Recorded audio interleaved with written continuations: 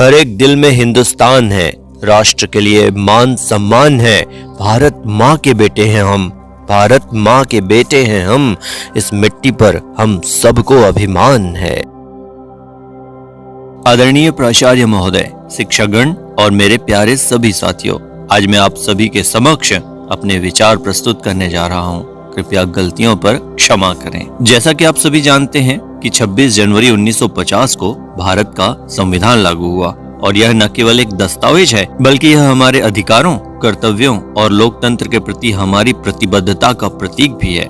इसे डॉक्टर भीमराव अंबेडकर और संविधान सभा के अन्य विद्वानों ने तैयार किया। यह दुनिया का सबसे बड़ा लिखित संविधान है जो विविधताओं से भरे भारत को एक सूत्र में बांधता है। जब हम आधुनिक भारत की बात करते हैं तो यह एक ऐसा भारत है जो विज्ञान, प्रौद्योगिकी, शिक्षा, सामाजिक सुविचारों के मामले में वैश्विक स्तर पर अपनी पहचान बना रहा है। लेकिन यह संभव कैसे हुआ?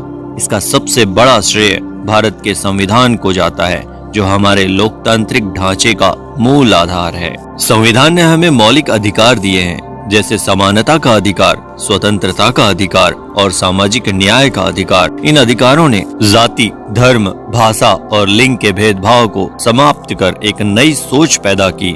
आज का भारत इसी सोच का परिणाम है। Digital India, make in India जैसे अभियान आधुनिक भारत की पहचान है। शिक्षा का अधिकार और महिला सशक्तिकरण जैसी योजनाएं संविधान के दिशा निर्देशों पर आधारित हैं। न्यायालय, चुनाव आयोग और मीडिया जैसे संस्थान संविधान द्वारा स्थापित किए गए हैं, जो हमारी लोकतांत्रिक व्यवस्था को मजबूत करते हैं। हालांकि आधुनिक भारत ने प्रगति की है, लेकिन चुनौतियां आज भी हमारे सामने खड़ी हैं, जैसे भ्रष्टाचार, बेरोजगारी और पर्यावरण संकट। भ्रष्टाचार आज भी हमारी व्यवस्था की जड़ें कमजोर कर रहा है। इसे समाप्त करने के लिए हमें केवल सरकार पर निर्भर नहीं रहना चाहिए, बल्कि हम भी अपनी तरफ से ईमानदार बनने की कोशिश करें।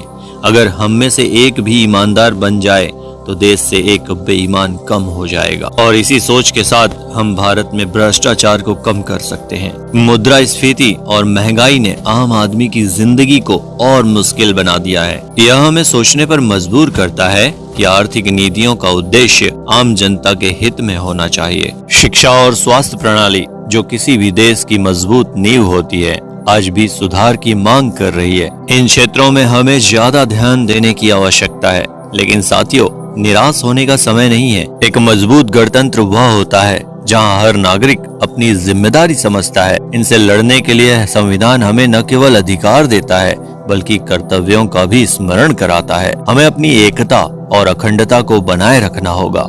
हमें अन्याय और भ्रष्टाचार के खिलाफ खड़े होना होगा। हमें संवैधानिक मूल्यों का पालन करते हुए एक मजबूत और विकसित भारत का निर्माण करना होगा। आज जब हम राष्ट्र ध्वज को नमन करें तो यह संकल्प लें कि हम देश की प्रगति में अपनी भागीदारी सुनिश्चित करेंगे, समाज के प्रति अपने दायित्व को निभाएंगे और समानता, स्वतंत्रता और न्याय की भावना को बनाए रखेंगे। जैसा कि डॉक्टर भीमराव अंबेडकर ने कहा था कि संविधान केवल कागज पर लिखे शब्द नहीं है, यह हमारे समर्पण और नैतिकता का प्रमाण है। आइए इस गणतंत्र दिवस पर हम सब भारत को बेहतर और मजबूत राष्ट्र बनाने का संकल्प लें।